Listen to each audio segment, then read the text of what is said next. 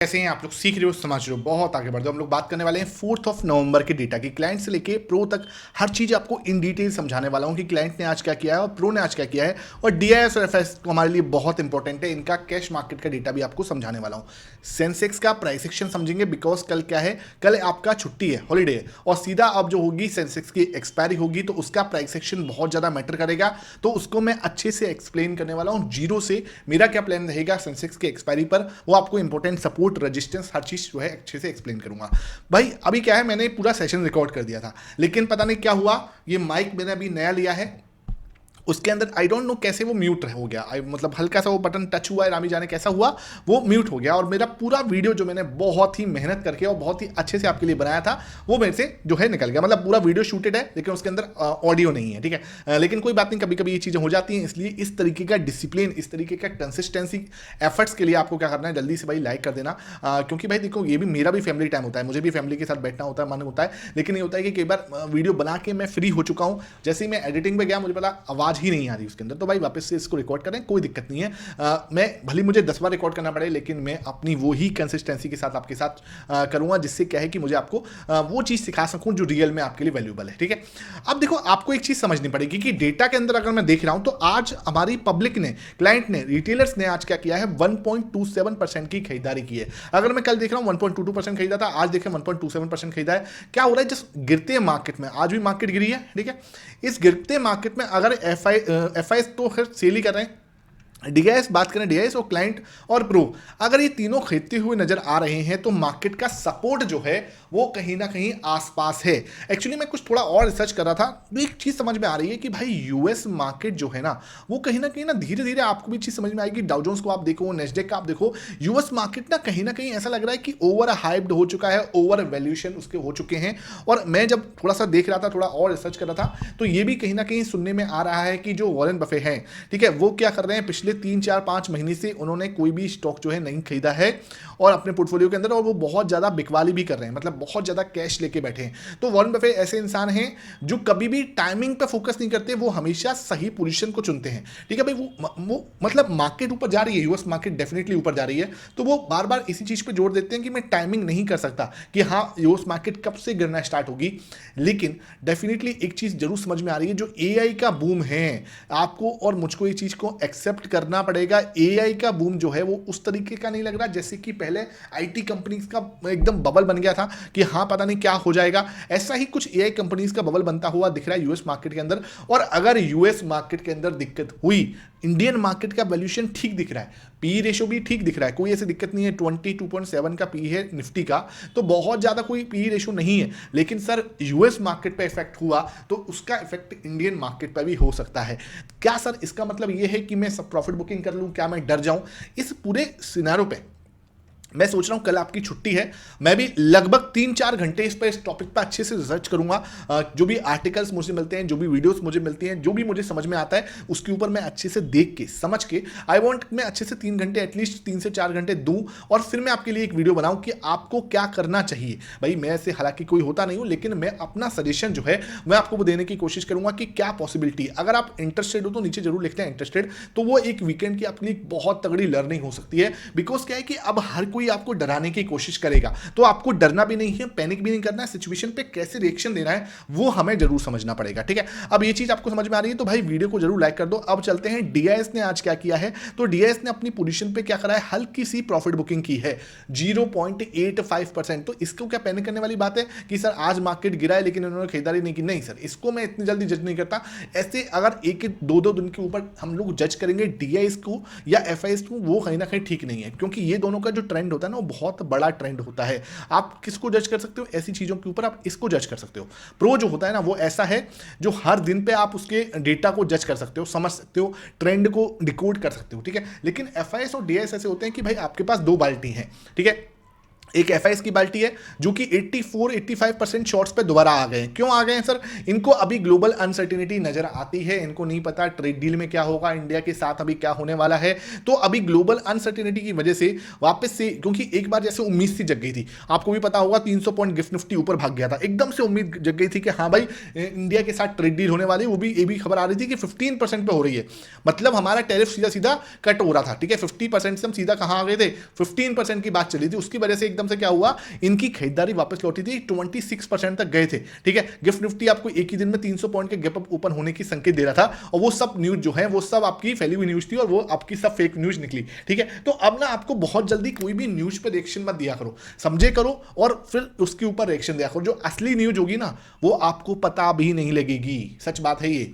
बाकी छोटी मोटी जो न्यूज होती है वो सब मैं यहां कवर कर देता हूं, तो ओवर एनालिसिस करना भी कहीं ना कहीं गलत होता है, इस बात को आप मानोगे। ठीक है, बात करते हैं एफआईएस की। आज क्या किया एफआईएस ने, तो अगर मैं एफआईएस को देख रहा हूं 15.22, ठीक है, 0.38% की प्रॉफिट बुकिंग की है। तो कल भी इसमें लगभग 0.4% बेचा था, आज भी लगभग 0.4% बेचा है। तो इसके मतलब क्या है, इसका मतलब ये है कि भाई ये है ना अब एक लेवल पे जाके रुक रहा है। ठीक है, 15.22 पे अपनी पोजीशन को होल्ड करने की कोशिश कर रहा है कि इस पोजीशन पे तो मैं कम से कम होल्ड रहूं। ठीक है, तो ये कहीं ना कहीं इस पोजीशन पे होल्ड रहने की कोशिश कर रहा है। तो ठीक है यार, इसमें कोई टेंशन वाली बात नहीं है, 15% सस्टेनेबल है।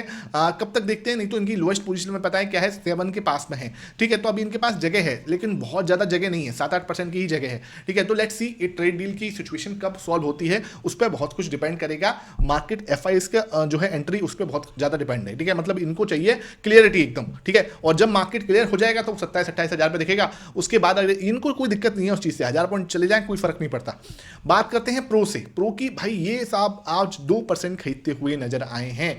ये मैंने आज सुबह आपने सुबह 7 बजे वाला सेशन देखा है, तो मैंने आपको आराम से बोल दिया था कि मार्केट अगर गिरता है, ठीक है, आज मार्केट कहां गया, 25,650 के नीचे गया, तो 650 के नीचे गया। मैंने आपको क्या बोला भाई, अगर मार्केट गिरती है तो प्रो आपको खरीदता हुआ नजर आ सकता है। ये देख लो 2% खरीदा है, और ये चीज अच्छी है कि सपोर्ट कहीं आसपास है। 2 दिन से लगातार क्या कर रही है, पब्लिक खरीद रही है।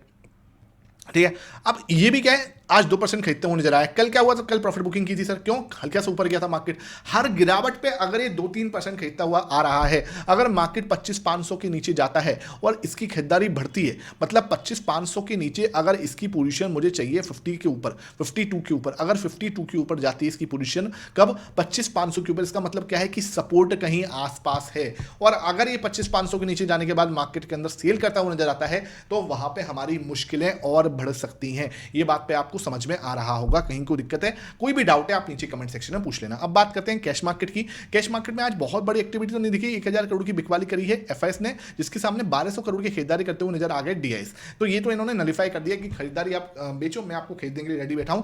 तो कैश मार्केट के अंदर कुछ बहुत बड़ा नंबर नहीं दिख रहा, लेकिन इंडेक्स फ्यूचर को देखो और स्टॉक फ्यूचर को देखो तो आंकड़ा बहुत लंबा चौड़ा है। 2000 करोड़ की बिकवाली की है इन्होंने इंडेक्स फ्यूचर में, और 4600 करोड़ की बिकवाली की है स्टॉक फ्यूचर में। तो अगर मैं इस आंकड़े को देखूं, 6000 ये 7,800 करोड़ की बिकवाली, लगभग अप्रोक्सीमेटली 7,800 करोड़ की बिकवाली जो है आज आपके एफआईएस करते हुए नजर आए। अगर खरीदारी की बात करूं तो सिर्फ 1202 करोड़ की खरीदारी आज जो है डीआईएस करी। तो नेट जो है आपको कैश मार्केट का कंपेयर कर रहा हूं तो अच्छा दिख रहा है, लेकिन अगर मैं टोटल ओवरऑल दिख रहा हूं तो भाई एफआईएस की बिकवाली रुकने का नाम नहीं ले रही, इनको चाहिए बिल्कुल क्लियरिटी। ठीक है, विक्स की बात करूं 0.1% बढ़ा, मतलब नो चेंज जैसा ही दिख रहा है। सेंसेक्स आपको 0.6% घट के बंद हुआ और 0.6% आपका निफ्टी घट के बंद हुआ है। अगर मैं बात करूं आप किसकी, सेंसेक्स के प्राइस एक्शन की, वो आपको समझना जरूरी है, बिकॉज इसकी एक्सपायरी है। हम वीकली टाइम फ्रेम पे आके एक बार क्या करेंगे, एक बहुत ही प्यारे से ट्रेंड लाइन बना देंगे, जिससे क्या है कि आपको समझ में आ जाए कि सपोर्ट कहां पे, अल्टीमेट सपोर्ट कहां पे है, वो आपको पता होना चाहिए। तो अल्टीमेट सपोर्ट यहां पे है, इसका ही मैं क्लोन बना लेता हूं, और इस क्लोन को ही मैं यहाँ पे क्या करूंगा, ये लगा लेता हूं। ठीक है, पहले तो इसको रिमूव करा, दोबारा से बनाते हैं इसको यहां से, ये देखो। ठीक है, तो ये अपना इंपॉर्टेंट सपोर्ट, अगर मैं इसको देख रहा हूं डेली टाइम फ्रेम पर, तो एक चीज समझ में आ रही है कि एक चीज और है हमारे पास में, ये हमारे पास तगड़ा वाला सपोर्ट है। ठीक है, तो अब आपको समझना है। ठीक है, अब हम आ जाते हैं सिंपल इसको समझने में, यहां पे आते हैं।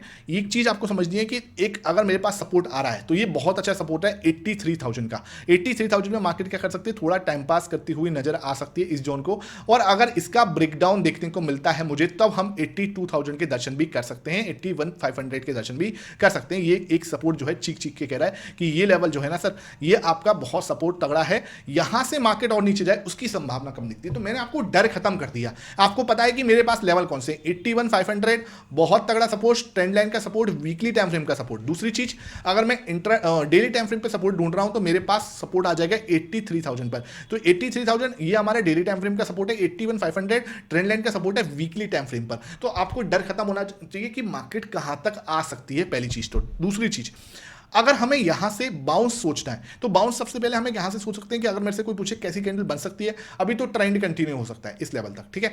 इस लेवल तक अगर ट्रेंड कंटिन्यू होता है, यहां पे कुछ अगर पॉजिटिव प्राइस एक्शन बनता है, आप एक बहुत ही प्यारी ट्रेंड लाइन बना सकते हो। उसके बाद ब्रेकआउट के बाद हम पूरा रिवर्सल भी दे सकते हैं, कुछ भी नामुमकिन नहीं है। ऐसे तरीके की रिवर्सल देके इस तरीके से भी मार्केट घूम सकता है। तो इस सपोर्ट पे क्या रिएक्शन आता है वो इंपॉर्टेंट है। अगर नीचे की साइड आया तो फिर पूरा नीचे की साइड घूम सकते हैं, ऊपर की साइड आया तो पूरा आपको एक रिवर्सल देखने को मिल सकता है। बात करते हैं 15 मिनट टाइम फ्रेम पर क्या मेरा प्लान रहेगा, उसको हम डिस्कस कर लेते हैं। तो 15 मिनट टाइम फ्रेम पे मेरा प्लान हम जो है कुछ भी नहीं करना, आपको 15 मिनट टाइम फ्रेम पे कुछ भी नहीं करना, कुछ भी अपना एक दिमाग लगाने की जरूरत नहीं है। यहां पे एक बहुत ही प्यारा ट्रेंड लाइन चल रही है, इसको आपको लगाना है, ठीक है। सेम यार इसको आप कॉपी करो और इधर आप लगा दो, ठीक है। ये चीज समझ में आई, ये आपका सपोर्ट और यहां पे ये, ठीक है, ये चीज, ठीक है। अब आपको समझना पड़ेगा हॉरिजॉन्टल सपोर्ट कहां पे है मेरे पास। हॉरिजॉन्टल सपोर्ट आपको मिलेगा इस जोन पर, ठीक है। हालांकि ये भी एक अच्छा जोन है, लेकिन हॉरिजॉन्टल सपोर्ट के लिए मेरे पास ये एरिया बहुत अच्छा था जो कि ब्रेकआउट हो गया। दूसरा एरिया मेरे पास ये वाला जोन है, ठीक है। इस जोन को हमें देखना है। तो अब हमें पास क्या है कि इसने इस जोन को तोड़ दिया। अब भाई यहां पे रिएक्शन आ रहा है नेगेटिव, यहां रिएक्शन आ रहा है नेगेटिव, यहां रिएक्शन आ रहा है नेगेटिव, यहां रिएक्शन आ रहा है नेगेटिव। आई वांट एक बार आप पुल बैक दे दो कहां तक, 83,550 तक, 83,550 तक का एक मूव मुझे आप दे दो। यहां पर अगर आपने कुछ नेगेटिव प्राइस एक्शन बना दिया, मैं बहुत ही अच्छे से मार्केट क्या है वापस से नीचे आ सकता है और 80 आपका 83,300, 83,250 यहां तक का मूव आपको, 83,250 तक का मूव आपको एक आराम से मिल सकता है। ये चीज मुझे समझ में आती है कि मार्केट क्या कर सकता है, थोड़ा सा खिंचा हुआ, ध्यान रखना यहां पे आके, ठीक है। अगर कुछ नेगेटिव पैटर्न बनाता है इस एरिया पे आके 83,500, 550 पे जाके, तो आपको 83,300 तक का मूव, 83,250 तक का एक मूव मिल सकता है। अगर 83,250 भी ब्रेकडाउन देता है तो हमें 83,000 पे एक नेक्स्ट सपोर्ट मिल जाएगा। ध्यान रखना 83,000 बोलते हैं, 83,000 ये हमारे लिए एक नेक्स्ट सपोर्ट और इंपॉर्टेंट सपोर्ट की तरह काम कर सकता है। अगर मार्केट ने क्या किया, यहां पे आपको तोड़ता हुआ नजर आया, ध्यान रखना अगर इसको ब्रेकआउट देता है तो आपको ट्रैप नहीं होना। ट्रेंड नेगेटिव है, दूसरा आपके पास हॉरिजॉन्टल रेजिस्टेंस भी है और ट्रेंड लाइन का रेजिस्टेंस भी है, बहुत आसानी से तोड़े उसकी संभावना कम हो सकती है। तो यहां पे आपको ट्रैप कर सकता है, वापस से एक बड़ी सी रेड कैंडल बना दे और वापस से इसके अंदर आ जाए, ये हो सकता है। लेकिन क्या है, अगर फॉलोअप कैंडल आई तो आपको ध्यान रखना है, एक बड़ी ग्रीन कैंडल के बाद अगर फॉलोअप कैंडल आती है तो हम 84,000 तक जा सकते हैं। 84,000 will be a next support, आपका नेक्स्ट रेजिस्टेंस, ये ध्यान रखना आपके लिए, ठीक है। ये आई होप ये सेशन समझ में आया, वीडियो पसंद आई है लाइक करना। आपने प्राइस सेक्शन वाला सेशन नहीं देखा जरूर देख लेना, टेलीग्राम नहीं ज्वाइन किया हुआ तो इसको मस्ट ज्वाइन है। Thank you for watching it.